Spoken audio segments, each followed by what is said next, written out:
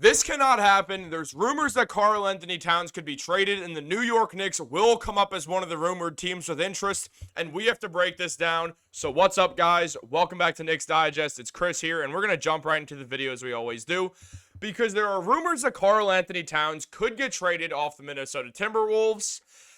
And as you see here from Big Nick Energy, amid the Minnesota Timberwolves playoff run, discussions have emerged about potential trades involving key players like Karl Anthony Towns. Also, Jaden McDaniels was referenced. And they asked the question, would you want to see Cat in the orange and blue? And the answer is an obvious no. This is the same answer I've had the last time this Karl Anthony Towns stuff came around.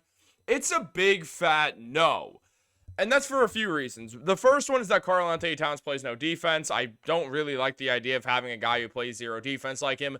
Though, with OG Anunoby in the mix, with a team of Jalen Brunson, Dante DiVincenzo, OG Anunoby, Karl Anthony Towns, and Isaiah Hartenstein / Mitchell Robinson, I'm more open to it. I'm more open to the fit. There is a chance that he would fit better than Julius Randle because the way that he shoots the ball. But I think Julius Randle is still the better player, and above all that, it's more the money for me. I do not think the New York Knicks should go out there and trade for Karl Anthony Towns because that is going to screw up the financials so much with the New York Knicks. They have a great cap situation right now. They're going to have a lot of guys to extend over the next 2 years. I do not at all want to see the Knicks screw that up by going out and getting Karl Anthony Towns in some sort of trade, because not only do I not even have the foggiest idea who they'd trade outside of Bojan Bogdanovic, because that $20 million tradable contract, but it just would not be a good idea for the New York Knicks, and I'm lagging on this. But if you look here, this is an article from Woj that says, as part of the failed process to assume majority ownership, Minnesota Timberwolves minority owner partners Mark Lore and Alex Rodriguez, yes, that Alex Rodriguez, submitted financial projections forecasting a sizable retreat in roster payroll that majority owner Glen Taylor believed would jeopardize the franchise's ability to compete for a championship. And in documents shared with Taylor, the NBA and the Carlyle Group, a private equity firm, Lore and Rodriguez, they rendered a budget projection as a potential minority owners that would have lowered the Timberwolves payroll to $171 million beginning next season, which is below the $172 million luxury tax. And the Timberwolves would have gone from approximately a $25 million plus payment team to receiving a tax distribution of approximately $6.5 million. So long story short, what that all means is that Mark Lore, who I don't really know who he is outside if he's trying to buy the Timberwolves, and one of the greatest baseball players of all time, you disagree, argue with your mother, Alex Rodriguez, are trying to buy the Minnesota Timberwolves. This has been the case for a while. A-Rod's always been involved in business and stuff like that. I follow him on LinkedIn because I'm a diehard Yankees fan, and he was a great player for them, and I refuse to argue otherwise. You'll hear more about that on Yankees Digest once we get that up and running. But for now, when it comes to the Knicks should not be the team that bails A-Rod and Mark Lore out here. And also, shout out to Glen Taylor separately. I don't really care about the Minnesota Timberwolves at all. I have zero interest in what goes on with that franchise. I pay attention to them as much as I pay attention to any other franchise I don't care about. But good on Mark Lore good on Glen Taylor for really just trying to keep this team intact, even if he's going to have to pay luxury tax. But A-Rod and Mark Lore did not want to. They don't have the same money that Glen Taylor does. And because of that, they want to they basically don't want to have to pay luxury tax, because then you're already with a franchise that's not making the most money out of NBA franchises. They're actually making some of the least because they're in a dead market in Minnesota. And, mainly they're just a small market team in the Minnesota Timberwolves, and it's tough to make money with that. So they want to go under the luxury tax. Now, this is a common thing in baseball, where teams like the Oakland Athletics, like the Pittsburgh Pirates, they just don't want to pay. They don't want to pay players, and once it's time to pay it, you just get traded. I mean, this has happened time and time again. This is literally what that movie Moneyball is about. You should definitely go watch it. Great movie. And essentially now they're going to try to do that in basketball and say, hey, let's just make a ton of money. Let's ride that Anthony Edwards money that comes in. And basically maybe one day we'll be able to pay the luxury tax if this investment makes enough money. But as of right now, no, they didn't want to pay the luxury tax. And as Woj put it, there's a good chance that they'd have to make some trades. If you look at the Knicks salary cap, or at Karl Anthony Towns' salary right now, He's making, or he's about to start making $49 million, and after that, it's going to go to 53, 57, and a $61 million player option that he would be absolutely insane to decline. So over the next 4 years, Towns is going to make around $221 million. And I do not want the Knicks to be the team shelling that money out, because the New York Knicks, they have to pay OG Anunoby. They have to pay Isaiah Hartenstein. They're going to have to pay Jalen Brunson next year. Probably, unless he takes a huge pay cut to take a contract extension this year. Same deal as Julius Randle, literally the same thing. They're going to have to pay him next year. Or they could pay him this year if Julius wants to take another pay cut like a legend. But I don't think either of them are going to do that. So once you mix that with Hartenstein's extension, that's going to be around $13 million per year. Once you mix that with OG Anunoby, who's going to be somewhere between $30 and $40 million most likely. I don't want to replace Julius Randle's contract, because he would be outgoing in this, with Karl Anthony Towns, because the monetary difference. They're not that different when it comes to talent levels. I actually think Julius is better than Karl Anthony Towns.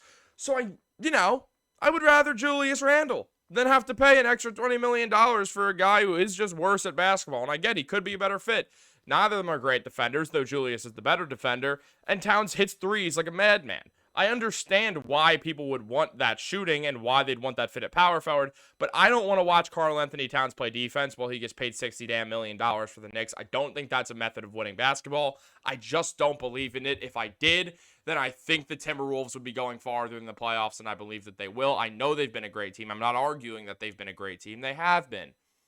I also just don't think that they are gonna win the finals or anything. I just don't believe that. I don't think they're gonna go that far. I think they'll max out at the second round. I don't trust Towns is not playing center. I think it's worse for him. And I don't trust Rudy Gobert, and the Knicks are gonna have to do something sort of similar to that.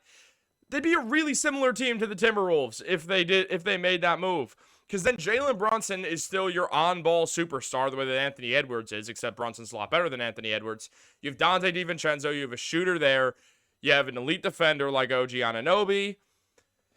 And then you have Towns and a defensive center. We have not seen this work with Minnesota yet, and Minnesota's paying so much money to Towns that I don't want to experiment with the same thing that's been failing already with the team. I just don't think that makes any sense to do financially. Towns is putting up good numbers, and those rebound numbers would probably be around 11 or 12 had Rudy Gobert not joined the team, and also McDaniels pulls down rebounds, and so does Edwards.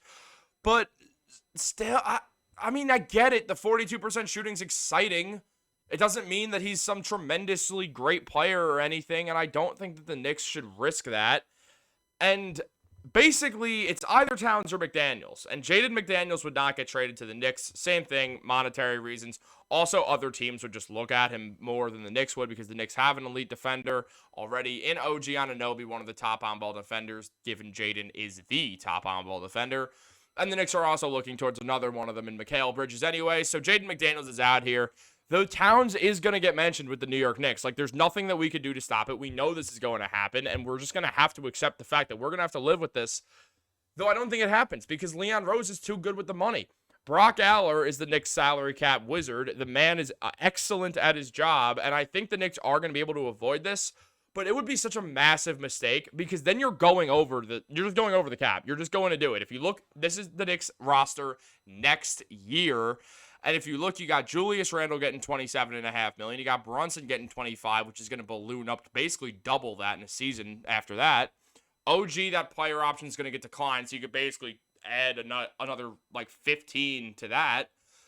So clearly there's going to be a lot of money. You might have to trade Mitchell Robinson anyway. Josh Hart's getting 18. DiVincenzo's getting 11, which is a steal. And Deuce McBride is getting the steal of all steals at $4 million for that production. So that's awesome. The Knicks have good salary right now, so they can extend guys like Brunson and like Randall and like Hartenstein and like OG.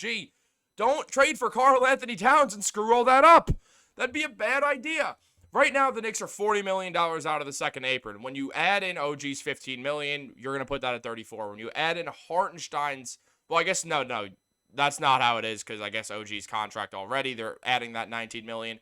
So really take 14 off of that still anyway. You're looking at 25. You're looking at probably an $8 million increase per year for Hartenstein, which is going to move 25 down to 17.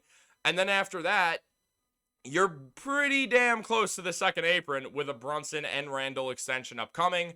Obviously, they will be able to move Bojan Bogdanovic, cut another 20 of that out. But if you trade for Towns, there's almost no avoiding that you're going to pass the first apron with ease, and there's a good chance you'd pass the second one too, and I do not want that to happen. Guys, comment down below. What's your trade package for Karl Anthony Towns? If you have one, if you think this is a bad idea, let me know. I'll respond to you. If you think it's a good idea, let me know. I'll respond to you. Check it out in the comments. I'll be sure to add my input.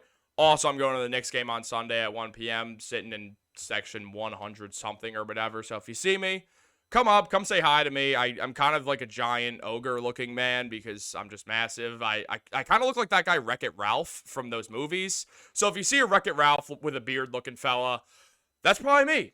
I'll be in a Mitchell Robinson jersey, so come say hi, or don't if you see me. If you don't like me, go up and just go like this to me or something. I don't really care. It'll be funny. Have a great day, guys. Go Knicks.